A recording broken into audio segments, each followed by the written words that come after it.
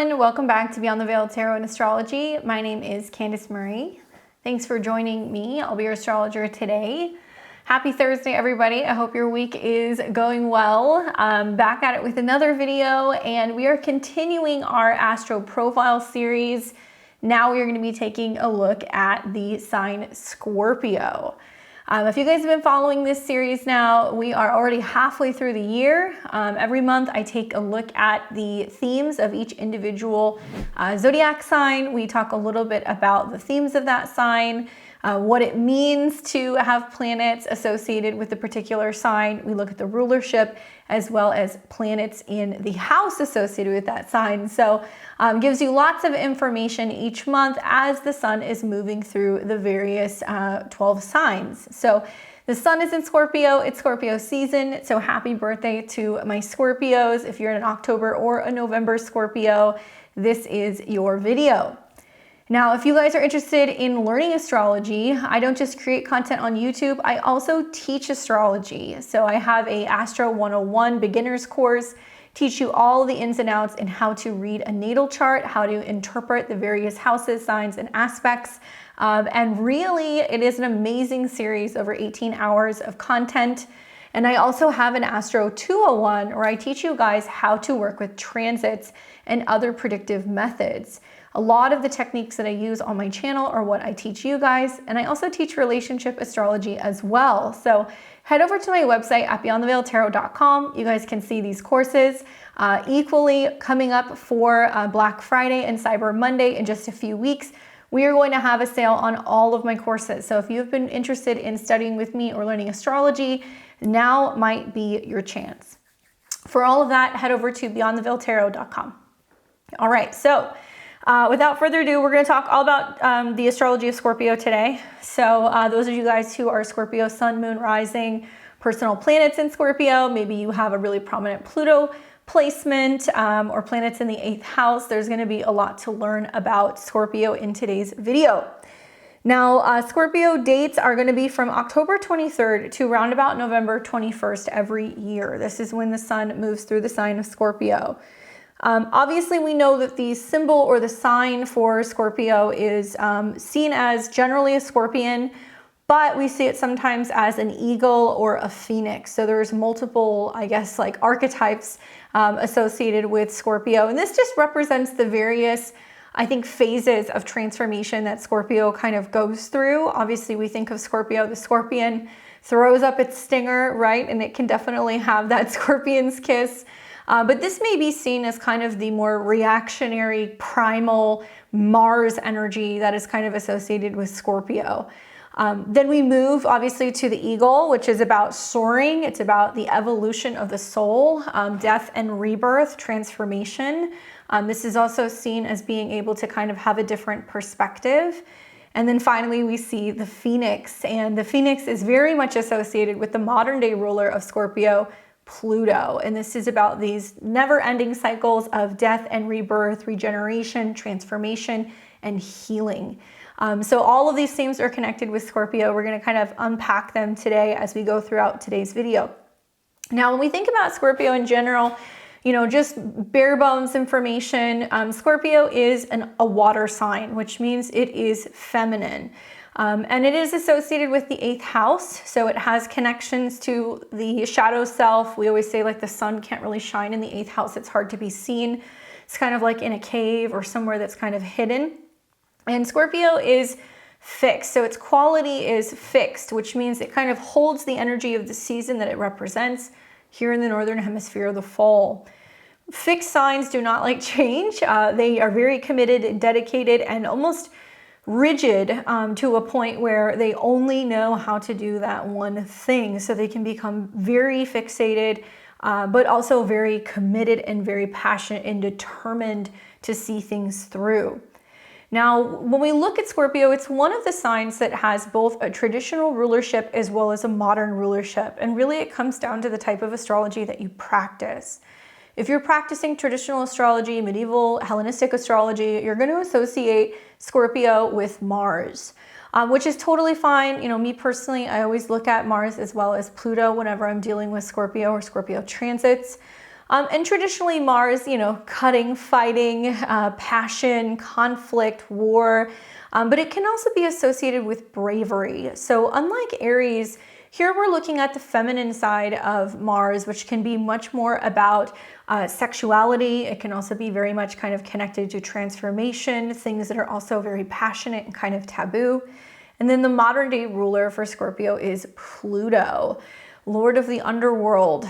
This is the planet that deals with crime, corruption, shadows, transformation, things that are a little bit more macabre in nature. It can also be revolving around things that are subconscious, psychological, right? Kind of buried beneath the surface, hidden, and to be unveiled or to be discovered. It does deal with themes of transmuting pain, healing, you know, regenerating, kind of those themes connected to the Phoenix. And like I said, Scorpio has associations with the 8th house. So traditionally the 8th house is seen as a house where we can't see anything, right? The 8th house is about transformation. It's about also merger.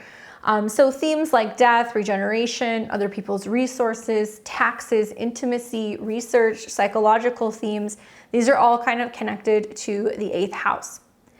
Now the colors that are associated with Scorpio are of course going to be black, but also dark red and deep purple. Primarily because of the connection with Mars and Pluto, we see those associations, but also I think because this can be also about like intuitive stuff, like the intuitive side of Scorpio is very purple. The dark kind of red rust color, that connection also to the root chakra and anything revolving around the reproductive organs is very strongly kind of connected to Scorpio. Now, gemstones associated with this sign obviously would be topaz, but we also see opal, we also see garnet. So you can work with these particular gemstones if you're wanting to work with Scorpio energy. And the mythological kind of story and the connection to the scorpion is an interesting one. So in Greek mythology, Scorpio is linked to the story of Orion. Basically, Orion boasted that he would kill all of the animals on Earth, and Mother Earth, or Gaia, sent a scorpion to stop him. So after Orion was killed, both he and the scorpion were placed in the sky as constellations, but on opposite sides, so they would never rise at the same time. They were kept separate. So you guys, Orion, Orion's belt, and then we've got obviously Scorpion, which kind of comes up revolving around that particular season. So interesting story kind of connected to the scorpion. There are other bits of mythology where you see scorpions kind of pop up, but I think this is like the most prominent one. Now, in terms of like the rulership and the associations, very specifically, like when we think of Scorpio and Mars, obviously Mars is the god of war, but it also represents passion. And I think about Scorpio, and this is a sign that's so incredibly passionate. They are very focused on their desires and also aligning with intensity and drive. Likely, if you have any Scorpio friends or family, or if you're a Scorpio, you know, if there's something you want, you will stop at nothing to get it or achieve it. But also we can see some darker sides that can kind of come up with the feminine version of Mars, where passion, aggression, and desire can kind of lead to some darker waters and some more intense or kind of scary things. Now, Pluto, which is, you know, more so recently discovered than Mars in modern astrology, we look at planets that go beyond Saturn. And in the 20th century, you know, Pluto has more or less kind of been connected or correlated to transformative transits. It is definitely about endings and beginnings. I feel like this is a planet that is very much connected to Scorpio, like the themes of deep psychological change and power, working with the subconscious, becoming aware, being able to kind of unearth things. I am one of the people who really supports Pluto's association with Scorpio because I feel like it's just such a amazing kind of representation, I think, of that particular sign. Now, we know that all signs have their pros and cons, right? And I always talk to you guys about that whenever I bring up the archetypes and I talk about the 12 signs. But specifically, some things that I really like about Scorpio is definitely their emotional strength. I think Scorpios are known for being very emotionally resilient. Some may say, you know, a little intense, but They're definitely very emotionally strong. They're very intuitive. Scorpios do have a nature of not necessarily trusting everything upon first glance or first meeting. That is because Scorpio's nature is to research, to kind of protect, be private, feel it out, and really let their intuition be their guide. Now, they can be incredibly resourceful when they want to be. Scorpio is known for being a little scrappy, being able to invest and make money, work with other people, but it's also known for connections to like recycling, regenerative energy, anything revolving around like regenerative farming. I think about like transforming through materials through recycling. I think about being able to turn, something that might be somebody's trash into like somebody's treasure. So Scorpio has a knack for being able to do that. They're incredibly brave in their nature.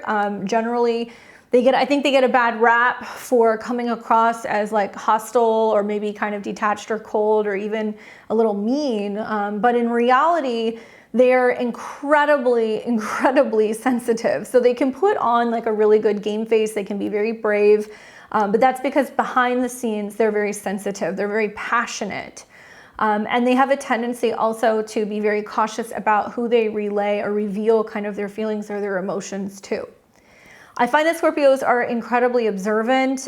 They can definitely read the room. There is a sense of them being like natural kind of like bullshit detectors or being able to kind of pick up on the darker things that are kind of going on in the world. So they are able to catch things and see stuff that most people would not necessarily recognize.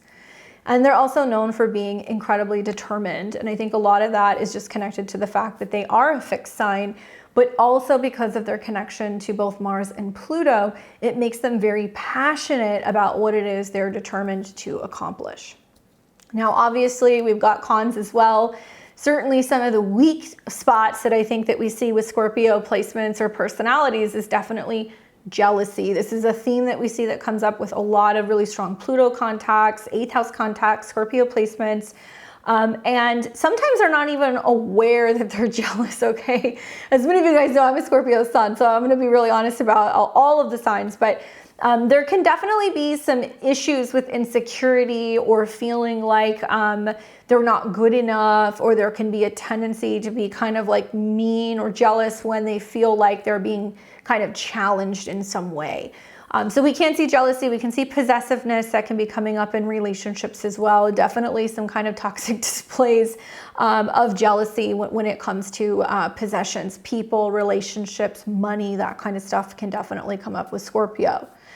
They're also known for being very secretive, okay? Because Scorpio is connected to the 8th house. It is about the shadow self. It's what's hidden. It's what's behind the scenes, what you don't see.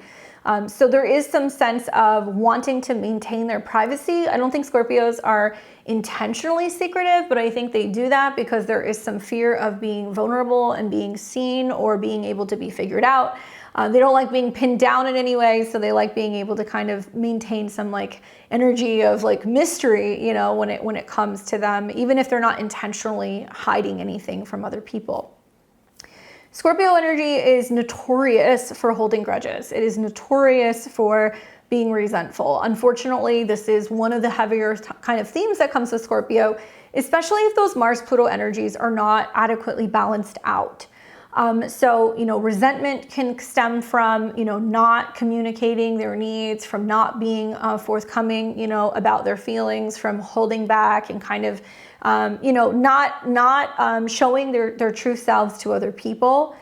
There can also be quite a bit of stubbornness, and I connect this mostly to the fact that they're a fixed sign. And you guys have heard me say before in previous videos that all signs, really when you think about astrology, there's 6 signs. There's just kind of polarity between the two. So when we think about Scorpio, it's hard for me not to think about Taurus because there's a lot of similarities, because Taurus can be very much about money, resources, value, possessions, what's mine, what feels good, life, and, kind of Venus things. And then we've got Scorpio that's like, okay, but what am I getting out of it? Or what are you giving me? And like, what's the exchange? And equally, it can be about the darker side of like love, relationships, and money, and that there can definitely be some really kind of intense exchanges when we're talking about these topics. They are notorious for being stubborn, and I think a lot of it is because they fear or resist change, which is kind of ironic when you think about it, because Scorpio, their superpower, or any significant Pluto 8th house Scorpio placement, their superpower is being able to overcome shitty situations and going through so many different what feels like lives in one particular life where they shed the skin and then they're reborn. So Scorpios can be stubborn. Eventually they get a little bit older, they get a little wiser, and they start to recognize and realize like, hey, when change is happening, actually it's a good thing. I want to use this to my advantage. Change can be positive. And then finally, yeah, Scorpio unfortunately does have a bit of a bad, gets a bit of a bad, rap for being manipulative. And I don't think that that's limited to any one particular sign, but I do feel like when I think about Scorpio and Pluto's energy, there can be this energy of wanting to manipulate because of power, wanting to manipulate because of resources, wanting to manipulate because of like sexual reasons, and they can use money, power, sex, sexuality, kind of attraction to their advantage to be able to get what they want, right? Because there is this kind of magnetic quality that's very hypnotic about Scorpio placements.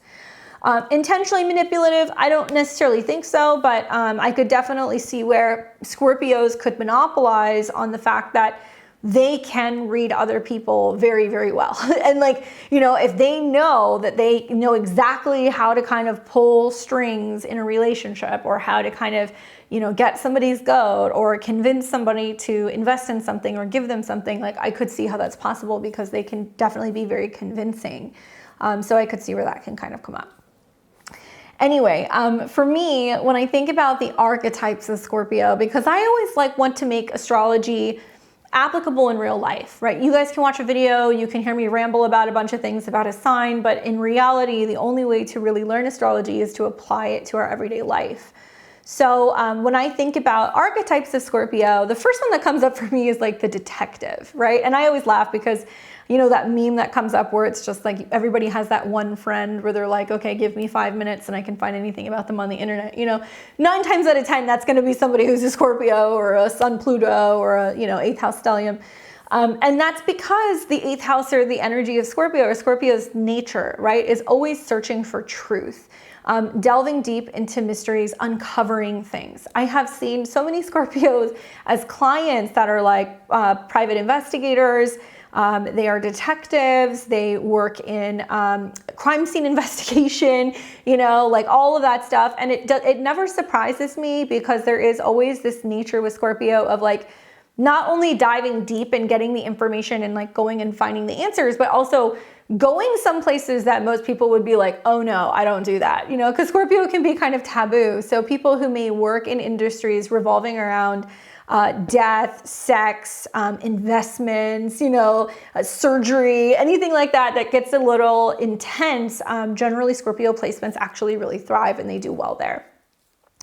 Another one that I think of is the healer, okay? Because obviously, Scorpio, I think of like the poison from the sting that you can get from a scorpion, but that the poison can also be the remedy. And so I think that the healer and Scorpio is kind of like talking about the themes of like an alchemist, and that, really we possess the ability to transform and heal both ourselves as well as other people. And so Scorpio placements are known for having connections in the healing field. It can be the psychic healing field, it can be psychological, it can be research and anything revolving around data and testing, especially for being able to kind of cure diseases.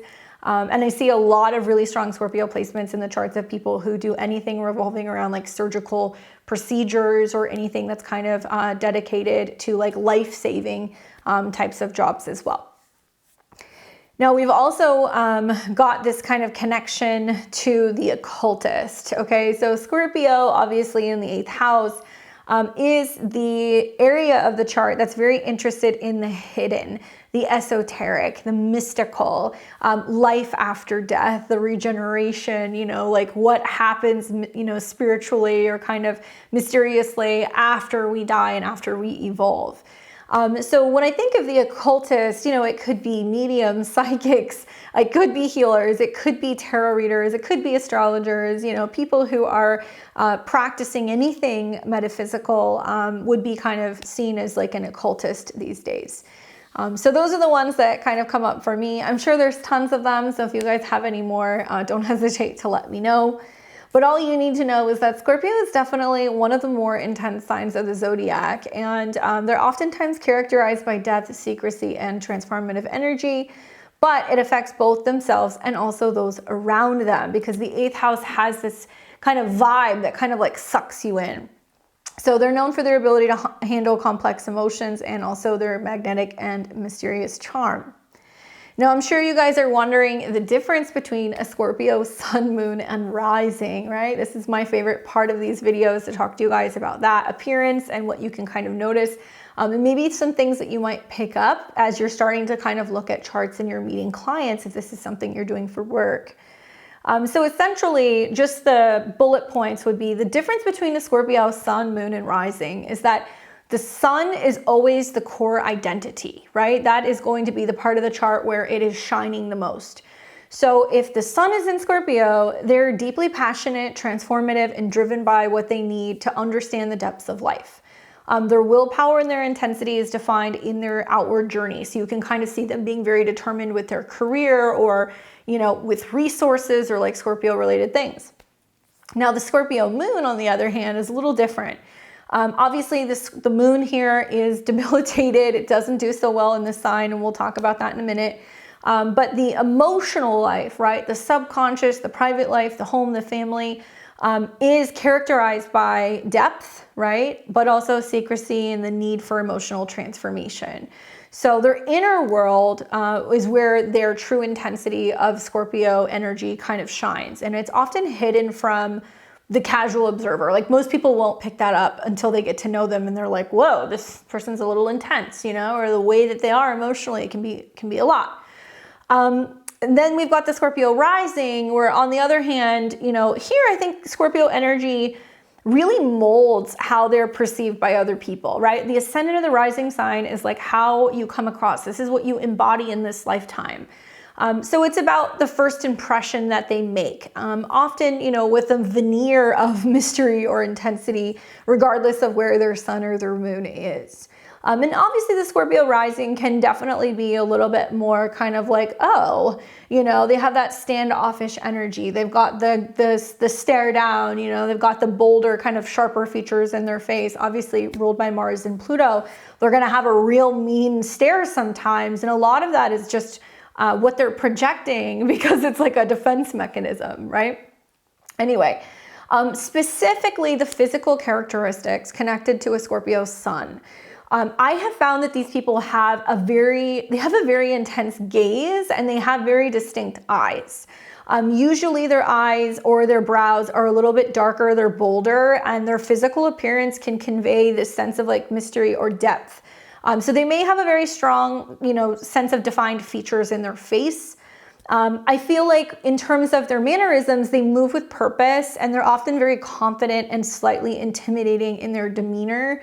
They can be quite guarded in their expressions, because here the identity is associated with, okay, this is what I'm doing. But then once they realize that people are watching them and seeing them, they take a step back a little bit. They can be a little bit private.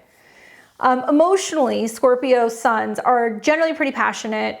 Their emotions can be pretty profound. There is a natural intensity about them, but it's because I think they're seeking deeper connections and understanding. And yes, they can be secretive. You know, generally they keep their feelings hidden unless they're totally comfortable with someone, and they're very resilient in many situations, especially changes revolving around their career or their own personal identity, because this is where obviously the sun is. Now, Scorpio moons, on the other hand, they don't have the same traits, obviously, as a Scorpio sun. But they do exhibit some of these qualities, I think, in their emotions. I find that Scorpio moons, you can't really see it as much in their face, but you can see it in their emotional responses to things. And like their emotional responses can be very sharp. There can also be a tendency for them to be very cautious, revolving around who they bring around their home or their family. Yes, you can see, I think all of the Scorpio sun, moon, and rising, for me, it's always the eyes. There is a really intense gaze that you can see from some of these people it always gives you that kind of slight inkling that there's some Scorpio somewhere in there. And I do feel like they have a tendency to show a lot more emotional intensity as opposed to Scorpio suns. I feel like also their actions are a little bit more instinctual and a little bit more secretive than Scorpio suns as well. Emotionally, I feel like I have found, at least with the Scorpio moons in my life and what I've seen with clients, is that their intensity can be very overwhelming, and it's not always intentional, but that's because the moon is expressing its energy through a Mars-Pluto sign. So the positive is that they do have a very deep, almost like psychic, like intuition, and they have this about other people's feelings and other people's motives. And they may be private with their emotions. They need to process things alone. Like when they get in a mood, you need to let them be. But they're deeply loyal, and I would say with these ones, you got to be careful, because if they're hurt, they will hold on to grudges and also emotional wounds, and it can be something that's very difficult for them to be able to overcome. Now, Scorpio risings or ascendants, I have so many of these in my life. I would say that they have a very distinct magnetic presence. Like what I love about Scorpio risings is that and maybe it's because I'm a Scorpio, so it's different, but I can always tell when I'm around them, they have this very magnetic like pull. And they come across very guarded, or like I said, kind of mysterious initially. Sometimes the Scorpio risings are like the person standing at the back of the party, with a cigarette in their mouth and their leather jacket on, somebody who's giving that stand back energy. But what they're not revealing about themselves is that, they can actually be very sensitive, and maybe sometimes they like to do that to assess the situation or read the room before they engage a little bit more deeply. They can be very protective of their image, and they may come across as unapproachable. But this is, like I said, this is a facade, and they do this because it's almost like a defense mechanism, because they happen to be pretty sensitive. So with a Scorpio rising, you want to see where Mars or Pluto is in their chart, because that might be showing you like what they're trying to protect. Now, in terms of Scorpio in the body, okay, so each individual sign rules a different part of the body, and obviously there's different things that you want to kind of be aware of. So the body parts that are ruled by Scorpio is traditionally associated with the reproductive organs and also the bowels. So like the genitals, the bladder, the rectum, the prostate, that's all Scorpio. It's also connected to the blood, and particularly the red blood cells, okay? So situations health-wise that you want to watch for, if you happen to have a lot of Scorpio placements, or maybe you're a Gemini rising and you've got Scorpio in the 6th house, would definitely be any health connections connected to the reproductive organs, okay? So Scorpios may be more prone to issues like prostate problems, STDs, urinary tract infections, problems with the colon, problems with the bowels, like cervical issues. Scorpio is connected to Pluto, so it can be about unnatural or unusual cellular growth, right? So we do see that it can be cancer related to those kind of areas in the body.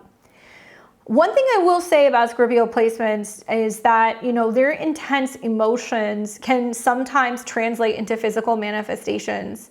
So you want to be super mindful of like what you're carrying around, what you're holding on to, especially like in your gut and in your bowels and in your root chakra, because if you're holding around onto it and you're not letting it go, or you're letting it impact your feeling of emotional security, safety, financial security, like it can manifest as like having health problems. And I've seen it manifest more like digestive issues, particularly if you're under stress. But Scorpio's link to Mars, okay, can definitely lead to a higher susceptibility of fevers, infections, and conditions related to inflammation of the blood. So that's something that you want to think about. Some health tips I would give for Scorpio placements would be just having really good emotional balance, giving depth to your emotion, activities like meditation, therapy, journaling. These can all be really beneficial to release pent-up feelings, so you're less likely to have physical health ailments. But also physical activity. Because you're traditionally ruled by Mars, regular exercise is important, especially those that can provide an outlet for intense energy. So Scorpio placements do well with like martial arts, intense yoga, hot yoga, weightlifting, anything that's transformative, that's meant to really kind of change or, you know, detox or kind of purge the body is generally really good for Scorpio. Now you're a water sign, so hydration and diet is very important. And for Scorpios in particular, a diet rich in water and cleansing properties like watermelon, cucumber, green leafy vegetables, this can all support your health, particularly the kidneys and the reproductive system. And consider regular detoxes, cleanses, like literally like colonics can be good, vaginal steams can be good. Anything that is going to kind of clean out and detoxify that part of the body can be really beneficial for you. Always make sure you get regular checkups. Since this, you know, is a part of the body that is very sensitive, you got to be on top of your sexual health. It's very important if you have a lot of Scorpio placements, or if you've got a really strong Pluto aspect in your chart, or, you know, stuff in the 6th house relating to Scorpio, because you can be more prone to reproductive issues or STDs. And be mindful that mindfulness and rest is something that's very necessary because you are a water sign. So, you know, you have a tendency to dive deep into things that can exhaust you if you're constantly always on. So make sure you get adequate rest and practice relaxation techniques to avoid having some kind of burnout. Now, when we move on to planets in certain signs, you know, we did the Aries profile first. We talked about Mars throughout certain houses and, you know, kind of, certain houses and certain signs. So in this episode, I'm going to be talking to you guys more so about Pluto. We're going to talk about Pluto in the houses, Pluto in the signs, right? And we're going to be talking about all things relating to planets in Scorpio. But as a reminder, you know, certain planets are going to be performing better in certain signs. So not all planetary placements are created equal. Yes, when we think about Scorpio, we do have to think of Mars. So passion, drive, the ability to assert ourselves, all of that stuff is important. But we're going to focus on Pluto because that's the modern day ruler, all about transformation, regeneration, and your subconscious. Pluto deals with power, rebirth, and the deeper psyche. So when we get into looking at Scorpio, we'll focus on that. But for right now, I want to talk to you about the planetary dignities of Scorpio. So this is how planets are going to behave in this particular sign. Now, like I said, Mars is in its domicile here. Mars is traditionally the ruler. So it basically means that Mars is at home, where its energy of desire, passion, and action is expressed intensely and deeply. No planet is exalted in Scorpio, although some astrologers will argue that. I have heard some astrologers make the case for, like, you know, Uranus in Scorpio, which I'm on the fence about that, honestly, but there is no exaltation traditionally for Scorpio. So an exaltation refers to where a planet performs at its best beyond its domicile. So there is nothing there. There is the fall as well, but since there's no exaltation, then there is no fall. However, I will say that some astrologers do consider the moon to be in its fall here, and I will just tell you guys that it really depends on the system that you're using. Traditionally, you know, the moon is exalted in Taurus, so it would then be in its fall in Scorpio. So I don't know if I agree with that. I'll just tell you that Scorpio moons is definitely not an easy placement to have, or an 8th house moon or a moon Pluto aspect. So I actually personally would consider the moon in its fall in Scorpio. And then in its detriment, we see that this is Venus, okay? Because Venus is traditionally kind of seen hanging out in the sign of Taurus or in Libra or in Pisces. You know, once again, this is another one I go back and forth on. You know, some people would say Venus in Virgo is detriment. You know, Venus is in its fall in Scorpio. I personally would consider Venus to be in its fall in Scorpio. So Venus in Scorpio, this is putting the planet of love and beauty and pleasure into something that's very much contrast. It's moving through a sign that deals with Mars and Pluto. So Scorpio's depth, intensity, and sometimes dark nature, it's not easy for Venus to kind of be in that sign because it's lacking the preference for harmony and for light. So I'm actually gonna kind of nix that. That would be Scorpio. Venus in Scorpio would be in its fall. Anyway, so let's move on. We're going to move on to planets in Scorpio. So I'm going to give you guys some examples of planets in these signs, in this sign, and then I'm going to talk about, Pluto in the houses, and then we're going to talk about some other Pluto aspects as well.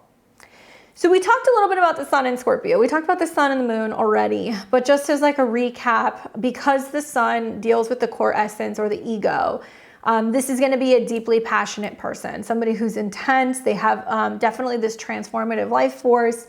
And this is generally an individual who seeks depth in all areas of their life. And they're very open to transformation, but you can see themes going on revolving around like power dynamics.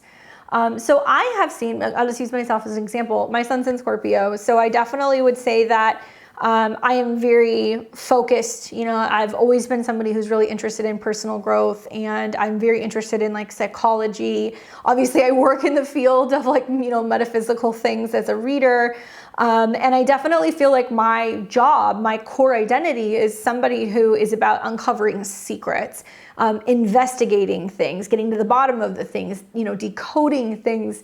So that's how that's kind of manifested for me. Now, the moon in Scorpio reflects the inner life, okay? So it's private. So this is about basically their intuition or their private life or their secretive nature. So emotional experiences for Scorpio moons are very intense. There is a need for deep connections and often a fear of being vulnerable. So as an example of this, like somebody with a Scorpio moon, they may be highly perceptive to other people's emotions and often have like this psychic or intuitive understanding of situations. But they also have a tendency to keep their own emotions and their own feelings very guarded. Now, what about Mercury in Scorpio? Okay, so this is putting the planet of communication, learning, traveling, business, the mind in the sign of Scorpio. So Mercury in this sign is definitely known for being deep in terms of its communication. It's probing, it is secretive. They have a talent for uncovering hidden truths. There is definitely a very sharp mind and a sharp tongue with this placement. They can also be very analytical and interested in the occult and, anything connected to like psychology. An example of this would be like someone who's skilled in research, perhaps a detective or a psychologist, someone who communicates with depth and can come across intense and penetrating in their conversation. Now, Venus in Scorpio, gotta love them, right? Like, this is a person who is seeking a deep, all-consuming love, where like both passion and emotional intensity are paramount. So relationships often involve some transformative themes. There is a tendency sometimes towards jealousy and possessiveness. And a person who has this placement might be drawn to intense romantic relationships where emotional and psychological intimacy is profound. But, they also have a tendency to, stir the pot a little bit in relationships, right? There could be some love and hate going on. And they really cannot stand superficial, surface level relationships. They find that very unfulfilling. And that's generally where they have some issues, is if they have some problems with partners who don't want to go as deep as they do. Now, Mars in Scorpio, obviously this is the domicile. So this is where Mars performs very well. It really, I think, it's an awesome placement to have. They produce intense energy. They're very determined and very driven. They're very focused on control or power, though. I will say that with Mars in Scorpio. They have the capacity for deep focus and endurance in their pursuits. They also have a pretty strong libido with Mars in Scorpio. They manifest as someone who is relentless for achieving their goals, and perhaps in fields requiring, intense focus or concentration, or where they can exert influence. I've seen a lot of people in politics with this, or corporate leadership, people who are involved in finance and banking, and they're all just very focused on like success and being able to like make something of themselves with that placement. Now, Jupiter in Scorpio, okay, so we're taking the planet of growth and abundance and kind of philosophy, and we're putting it in this sign. So it will expand the areas relating to depth of spiritual or psychological understanding. There's an optimism about the deeper aspects of life, and often leading to like, some kind of spiritual or philosophical growth revolving around change, death, endings, anything that requires us to like face our fears or, kind of like grow up a little bit. So I have seen some people who have this placement that become a spiritual leader or a philosopher.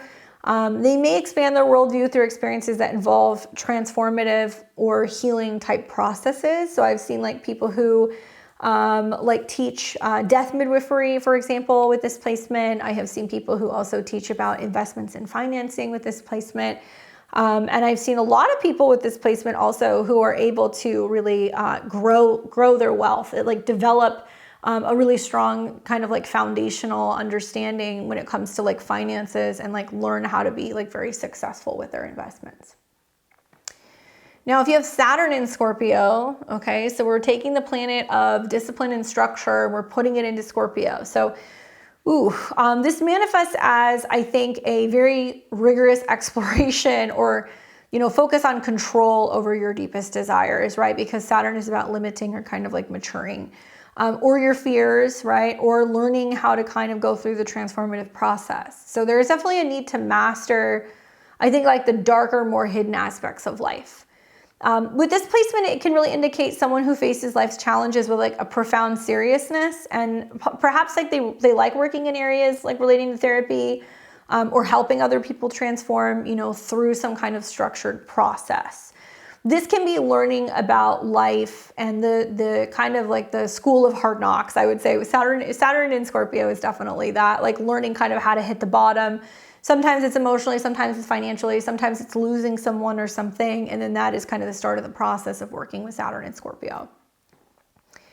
All right, so what about Uranus in Scorpio? We're taking the planet of sudden change, innovation in the future, and putting it into Scorpio. So it's kind of bringing this revolutionary, transformative energy.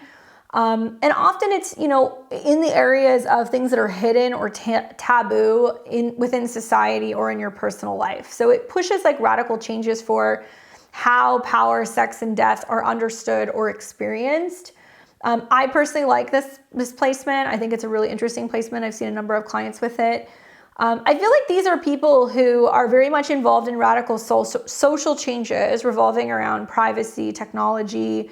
It can also be about, like sexual freedom, movements that challenge traditional structures, also revolving around life and death, reproductive health, anything revolving also around exploring, sexuality and like sexual beliefs and, all that stuff within society. And being a part of some of those movements can definitely come up with this placement. Now, Neptune in Scorpio. So this is taking the planet that's connected with spirituality, illusions, mysticism, and placing it in Scorpio. So here there is a lot of depth when it comes to the spiritual quest and when it comes to, really breaking through the limits. And this can also be an extremely psychic and intuitive sign. I have found that people who have this placement have profound like psychic or mystical experiences. And there's this blending of like spiritual and transformative, kind of energies. And it also leads or involves healing or diving into the subconscious. So like these are people who do really well with like therapy or psychological assistance, journeying. They may do work also like with hypnosis or past life regressions. And I have seen a lot of these people, who are very interested and involved in spiritual healing, in mediumship, or arts that explore the darker, more, kind of like mysterious aspects of our existence. And then finally, we have Pluto in Scorpio, okay, which is a lot of people who are kind of born from, the 80s, going into the 90s will have this placement. This is Pluto obviously in its home sign, so it's going to perform very well here. It will intensify themes of rebirth, power, and psychological depth. So it's a generation that might experience innate, profound societal or personal transformations. Obviously, these individuals have always been at the forefront of major changes that are happening in the world that impacts their career. There is this theme constantly of reevaluating power dynamics, regenerating things personally or financially. And I feel like these are, people who have seen a lot, like just kind of reflecting being a Pluto and Scorpio person. I was born in 89, so my Pluto is like right around 15 degrees. So it's right smack dab in the middle, but it's like, man, I remember seeing, 9/11. I remember graduating, and then there was like the 2008 kind of, crash. I remember seeing, like all of these things. And it's like at this point, I'm like, nothing really phases me anymore because I'm like, I've seen so much. But also I feel like it's a placement that makes you extremely, extremely resilient. And so it's like, once again, with Scorpio energy, especially Pluto, you get to this point where you're like, okay, just like let the house of cards fall. Like just let it be done so we can just kind of like, like scoop up the mess and like rebuild. So it depends on the aspects, obviously, that you have with your Pluto, but I don't know if you guys have Pluto and Scorpio, let me know if you feel the same way. Now, if you have your nodes in Scorpio, either your north or your south node, specifically, this means that you're dealing either with your Dharma, your north node, what you're here to kind of evolve into or learn how to develop, Scorpio traits, or your south node is in Scorpio and you're kind of reflecting on what you've had in the past. Maybe you're tapping into that, but you're releasing it so you can embody more of your north node and Taurus traits. So for the north node in Scorpio, this is about, the path of growth and new experiences. Okay, so in Scorpio, it's suggesting like a life journey that's focused on emotional depth, transformation, shedding skin, right? Learning to kind of handle power and intimacy with integrity. And this placement encourages you to kind of delve into the deep, dark parts of your psyche and face fears and embrace change. So like a person with this placement, like they may find fulfillment in careers that are about exploring some of the topics that I've mentioned: healing arts, investigation, research, psychology, and learning to trust and navigate your own depths is a big part of the puzzle. But if your south node is in Scorpio, this means that past life experiences have been very much connected to this energy. You're familiar with it, you can do it. While it's comfortable, it's not really going to lead you to growth if you're overly relying on that south node in Scorpio. So naturally, you have these intense emotions, you kind of come into life dealing with power dynamics, you've lived through major transformative experiences, but the lesson is not to get stuck in these patterns of control, jealousy, or manipulation. As an example, you may be naturally drawn to secretive or intense situations, but you're learning to let them go, right? You're learning to let these tendencies of like the past repeating itself go so you can move towards more open, trusting relationships and being less about transformation for its own sake. And the north node in Taurus is about peace, right? It's about patience and persistence and kind of like calm and mellow and like love. So learning to get out of like the drama cycle. Now, when we think about the 8th house and the connection to the 8th house, like I said, this is a house that deals with death and rebirth, other people's resources, shared values. But the 8th house is also about depth. It's about mystery and things that are kind of hidden beneath the surface. So things like inheritances, taxes, spouse's income, shared resources, sex, intimacy, right? Regeneration, but also things that are profoundly spiritual and very mystical and occult related, or hidden knowledge kind of comes from the 12th house, from the 8th house. So under the theme of that, I'd like to talk to you guys about planets in the 8th house, because you may not be Scorpio, sun, moon, or rising, but you may have a bunch of planets in the 8th house. And so the sign on the 8th house is going to talk about how that energy is going to be like expressed. Think of it as like a lens on a camera, like what the filter is going to look like. But still, at its core, it's a very 8th house Scorpio energy. So, for example, sun in the 8th house, okay? So the sun can't really shine here. And this is somebody who can be incredibly private. They can have a lot of Scorpio-like kind of personality traits, and their core identity is about seeking transformation through shared experiences and understanding with others. So there's like a focus on legacy, inheritances, life, death, with this placement, change, right? Letting go, rebirth. And I have found that these people do really well in research and forensics. They also sometimes, have a very transformative influence on other people's lives, and it can be through psychological insights, it can be through inheritance or investments.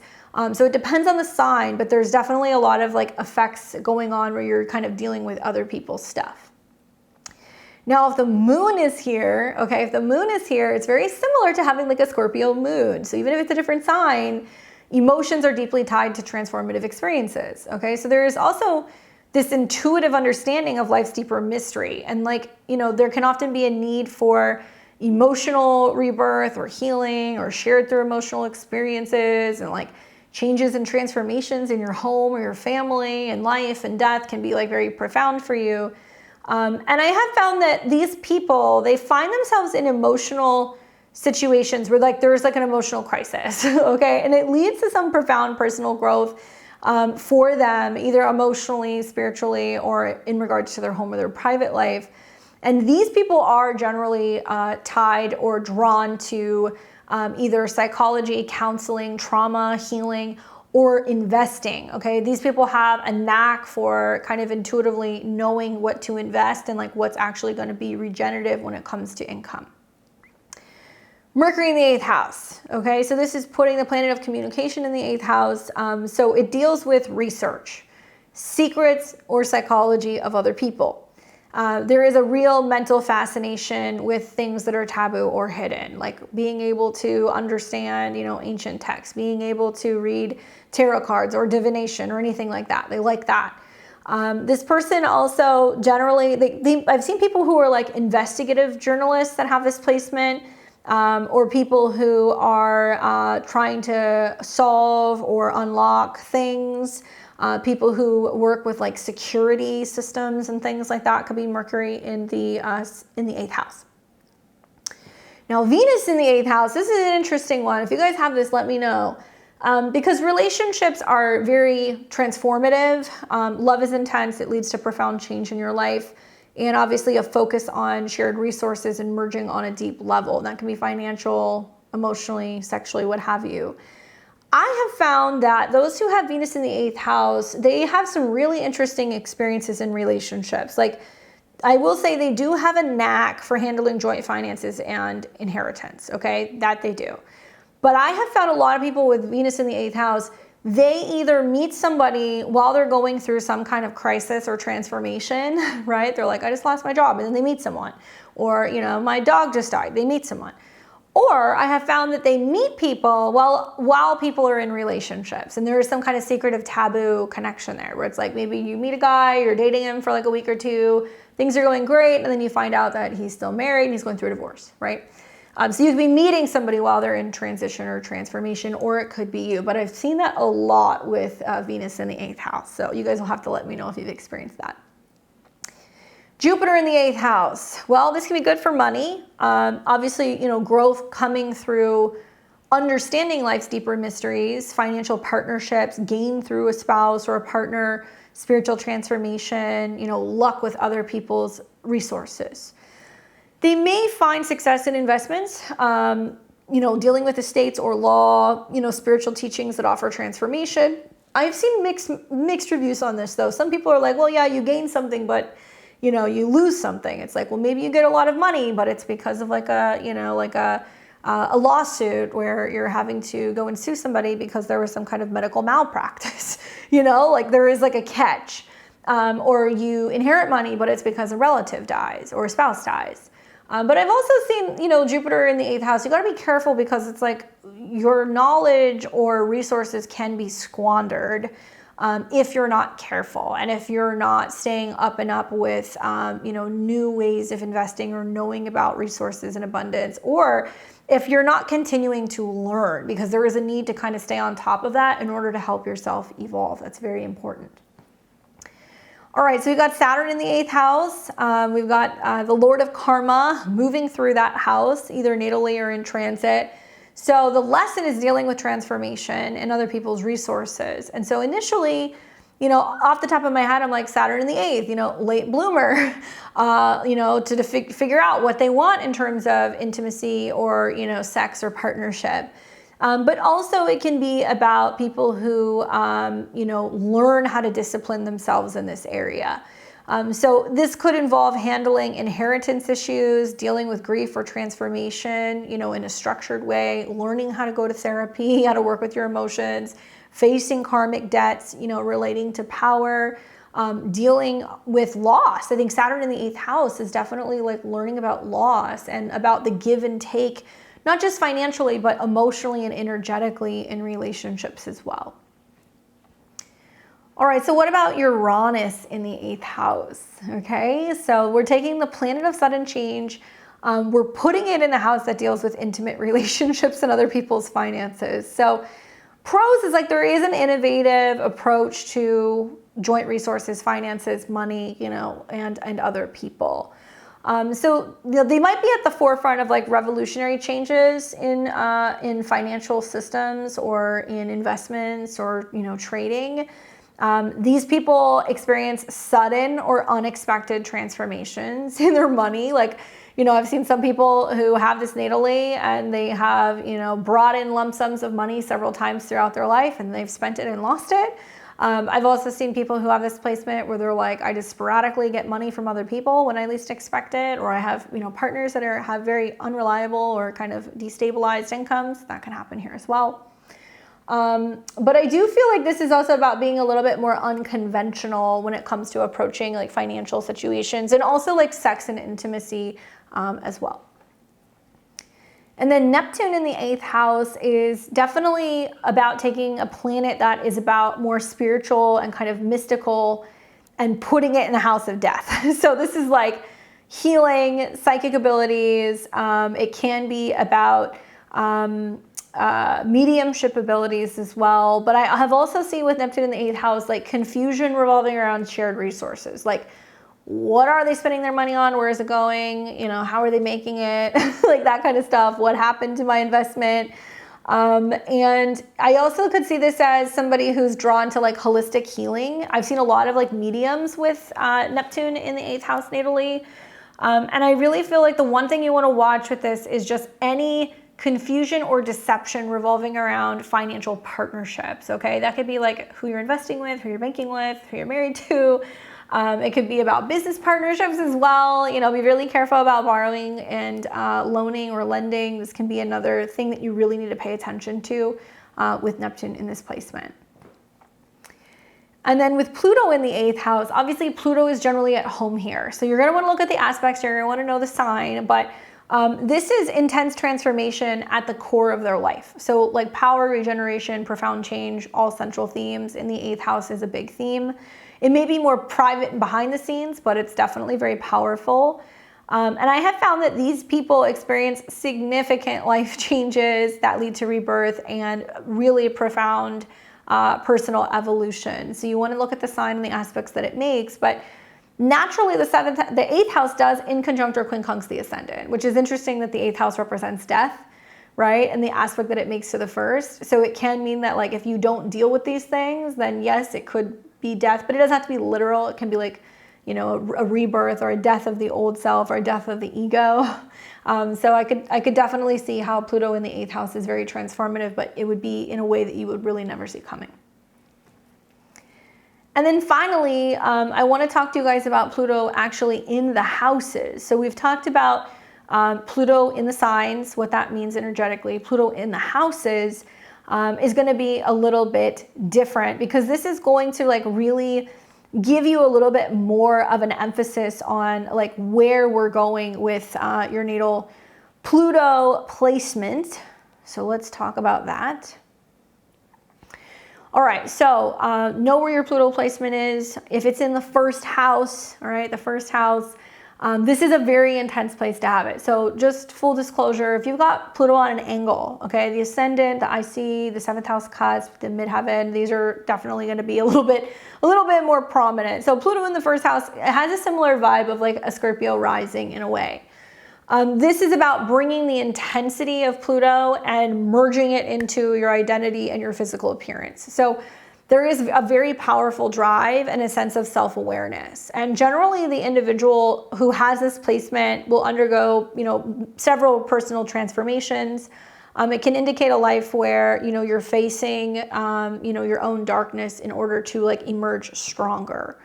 So this person may go through several phases of like self-reinvention, right? Perhaps changing careers, appearance, changing philosophies dramatically as they explore these different kind of versions of themselves. Generally pretty sexy, a little intense. They might have a little bit of like a darker kind of style as well, or there's something very magnetic about them with Pluto in the first. Now Pluto in the second house, okay? So Pluto in the second house. it has this focus of transformation, of values and possession and self-worth. So there may be significant changes in financial status or deep psychological exploration of what we value the most. And someone here might experience extreme financial ups and downs, learning lessons about like materialism, or they might transform through how they value themselves and their work. And ultimately, depending on the aspects, this can be a placement of somebody who has a substantial amount of money, but it's connected to the way that they're managing their resources as well as their self-esteem. Now, if we have Pluto in the third house, all right, this is basically meaning that communication and thought process will undergo a significant transformation. So this can be an intense focus on understanding the psyche, experiences where communication and learning are deeply transformative. This may be somebody who is very intense in how they communicate. They may be into research. They may have transformative experiences through education, through their immediate environment, like neighborhood changes, short distance trips, and there could be some really colorful relationships that you can actually have with your siblings. Now, if you have Pluto in the fourth house, this basically means that your home life and your family dynamics are what are very transformative, and this is where the change happens. Now, the fourth house is very private, but there may be significant changes in your family structure or deep psychological issues where the past is unearthed in some way in order for you to heal it. Now, it is possible that a person with this placement can go through many upheavals in family life, like moving frequently or exploring your ancestral secrets that lead to healing or some kind of profound change. Now, Pluto in the fifth house. All right, so this is the house of creativity, romance, children. These are all areas that are going to be about transformation. So there's an intensity in creative expression or romantic relationships, and this leads to profound personal growth.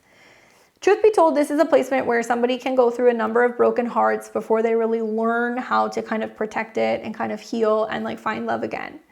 But they can be intensely creative. They are, known for producing transformative art or have relationships that are deeply passionate and life-changing, and where love or children or creativity is really a very big theme in their life. Now, if you have Pluto in the sixth house, this is putting Pluto in the house of daily health and routines in your work environment. So this is where transformation really occurs. There may be changes with health that lead to profound growth and changes in how you approach work and service, changes through habits, good or bad, changes through relationships with your job or your coworkers, good or bad, transformative lessons revolving around also service and helping other people. So this could manifest, I think Pluto in the sixth is like overcoming serious health issues or overcoming an addiction, leading to a career change towards a healing profession or transforming your life through spiritual or physical practices. That could be possible here as well. Now, if you have Pluto in the seventh house, all right, so Pluto in the seventh house, this is going to basically be about relationships. This is also particularly relationships that are deeply transformative. There's often an intense dynamic with Pluto in the seventh house, whether it's marriages, business partnerships, clients, and this is where significant growth or power struggles are likely to occur. So you may find that you attract partners who challenge you very deeply. It can lead to personal transformation through these relationships, or you may transform through legal partnerships. I would say Pluto in the seventh house is a bit of it's a bit of a toss-up. There can be very profound connections you have to other people that can be life-changing, but there can also be connections that you have to relationships where you're dealing with some really heavy themes with other people, and it can almost feel like you're trying to overcome some issues revolving around power and control in relationships, what they have over you or just how they affect you in general. All right, so then we have got Pluto in the eighth house, which we talked about. This is Pluto's natural house, so it intensifies the themes of shared resources, transformation, and healing. And then Pluto in the ninth house basically is going to be about putting Pluto in the house that deals with philosophy, education, travel, right? The higher mind. So this is where transformation happens. There is a deep quest for meaning with this placement, often involving spiritual or philosophical transformations. I have found people who have Pluto in the 9th house, they travel to places that profoundly change their worldview, and they may delve into studies that challenge their beliefs, and this leads to enlightenment or a shift in understanding. You go on a trip somewhere that changes your life. You know, you have that teacher or that mentor, that professor that changes your whole perspective. You go to college, it changes your whole, perspective. I think that these are some of the ways that, Pluto in the 9th, if you're being in a different place, and the impact that it has on your mind, and what that can bring. And then Pluto in the 10th, obviously, this is the house of career and public life. So definitely an area where transformation is most evident. There may be significant changes in career path or reputation. Often this involves like power dynamics or achieving a position of considerable influence. An example would be like a rise to powerful positions, but you might face periods of a downfall and a rebirth of your public life or your career.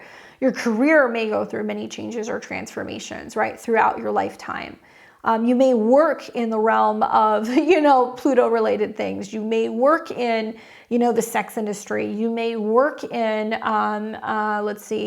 I've had clients who are in the funeral business that have Pluto in the 10th. I've had clients that are investigators, Pluto in the 10th. I've had clients that are politicians, Pluto in the 10th. So it really depends, but powerful careers and changes in regards to your public career as well. Now, Pluto in the 11th house, this for me is really about where social networks and groups and your goals will transform, right? And so there can be this involvement in movements that aim to like regenerate society, or your personal goals might be very transformative. I would say that this can be about being a part of a really prestigious group or well-known group. Your friends could be intense, and this could lead to like a personal evolution through those social dynamics. Friends in high places, Pluto in the 11th house, and taking your dreams very seriously, being very passionate about your dreams. And then finally, we have Pluto in the 12th house, which essentially is the subconscious, right? And so this is an interesting placement because I've said for a long time that people with Pluto in the 12th house, they're almost like this collective recycling, can. I hate to say it like that, but you're getting hit with some of the collective karma, and you're working through some of that, or you're helping process that for the world. This is also about your subconscious. You can be dealing with hidden enemies and, spiritual life where transformation occurs. This may be about deep psychological work, dealing with secret adversaries and profound spiritual awakenings. Very intuitive, very powerful. I've seen a lot of CEOs and people who kind of run things behind the scenes that have Pluto in the 12th. But this, for a lot of people who have this placement, it manifests as needing solitude for self-discovery, dealing with hidden fears, working through things, being given some space to kind of process things and kind of heal behind the scenes in order for them to kind of come back and then be like, okay, now I'm ready to be able to engage. So with that being said, that is everything I have for you guys. I would like to hear from those of you guys who have Pluto in the various signs. I know we've got people from all different age groups, but a mass majority of the people that are going to be watching this are most likely going to be Pluto in Leo generation through, I'm going to say Pluto in Sag. I don't think we're really going to have very many people with Pluto in Capricorn, to be honest with you guys. We could, but most of you guys are going to have Pluto in Leo through Pluto in Sag. We talked about Pluto in Scorpio, just in a nutshell. The Pluto in Leo generation, these are people who are putting Pluto in the sign that deals with the ego and creativity and drama and theatrics and performance and creativity, and they're very passionate about their desires. They're very passionate about what they create. There's also this obsession or fixation with being the star or gold, or they can have some interesting relationships with their children with Pluto in this sign. I'm just kind of spitballing here. And then we've got the Pluto and Virgo generation, who are the individuals who change and transform, everything revolving around health and wellness, obviously work, service, healing, you know, cleansing. I think of this generation as like, these were the ones that welcomed women in the workplace, right? They also were about kind of like the sexual revolution and, you know, and that stuff. This was a time where vegetarianism and veganism started becoming a thing, right? It was about, you know, shining a light on animal rights, and that's very much Virgo. We have Pluto in Libra. These are people who obviously have the planet Pluto going through the sign of relationships, partnership, dynamics, other people. Definitely lots of change and transformation, healing and uncovering things revolving around relationships, committed one-on-one partnerships and others, and seeing the darker side sometimes, or the transformative side of relationships. And it may be about clearing out a lot revolving around relationships with this placement. Pluto and Scorpio, we talked about that generation and how they're kind of playing with home field advantage. They've seen it all, they've done it all. And definitely, I think a group of kids who, well, they're not kids anymore, but a group of people who definitely feel like they've been through hell and back. And then we've got the Pluto in Sag, and I think this would kind of be considered the Gen Zers, right? If I remember correctly, I think the Pluto and Scorpio are kind of like the millennials, and then the Pluto in Libra are kind of the Gen Xers, if I'm correct. You guys let me know. You'll let me know in the comments, don't worry. But for Sagittarius, Pluto and Sagittarius are the Gen Zers. God bless you guys. I feel like you guys are like the meme. Like, you guys created the meme community, you know, the jokesters, the darker sense of humor. That's very Pluto and Sag. The change and transformation of culture, change and transformation of education, change and transformation revolving around lessons and learning. This may be the generation of kids that are not as into, thrilled, or sold on the idea of college, and that's very Pluto and Sagittarius. But also, this can be a placement of, like, you know, where thinking we know and understand everything can also kind of be a pitfall, right? And I mean, there's going to be something for everybody, don't worry. But I do think that Pluto in Sag has definitely shown us where the knowledge and the inner guidance, like, we have it. And like, yes, sometimes we are a little kind of snide and kind of cynical and kind of funny, but maybe that is part of how we manage and we move through crisis, right? We learn to kind of utilize memes and work with memes. Anyway, so that's just spitballing. Obviously, you know, some of you guys are like, wait, but I've got, you know, a kid that was born with Pluto in Capricorn. Okay, well, you know, they're going to be the ones running society. Just give them a few decades with Pluto in Capricorn. And obviously, Pluto's going into Aquarius, which is going to be more about the future. But very few, I think, of the Pluto and Capricorn people are going to be listening, if any at all, to be honest with you, because it was like, you know, 2008 until just recently. So if we happen to have any of them, feel free to jump in. You've probably been listening to my Pluto and Capricorn videos for years, and you know exactly what it feels like.